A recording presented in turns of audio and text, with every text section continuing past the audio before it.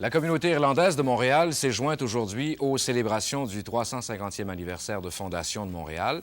Théâtre, concerts, danse, sport et expositions vont se succéder durant les 10 prochains jours pour rappeler la contribution des Irlandais à l'histoire de la métropole. Gilles Sirois nous en dit plus long.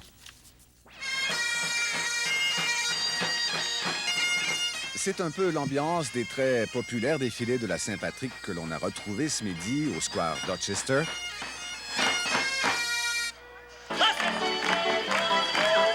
Une ambiance de fête qui démontre une fois de plus à quel point la culture irlandaise a pénétré notre folklore et notre culture française. Et ça remonte à loin déjà.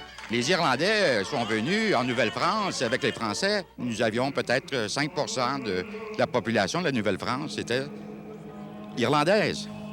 Par la suite, il y a eu d'autres immigrations, d'autres vagues. Pour atteindre, en 1871, il y avait 10 On peut penser qu'aujourd'hui, il y a encore 10 de la population qui aurait une descendance irlandaise, même s'ils portent des noms canadiens-français. Le sang irlandais a coulé dans les veines de nombreux personnages historiques du Québec, comme on peut le voir à une exposition au Centre de commerce mondial. Louis-Hippolyte Lafontaine, Papineau, Van Horn, Nelligan, Daniel Johnson, pour ne nommer que ceux-là.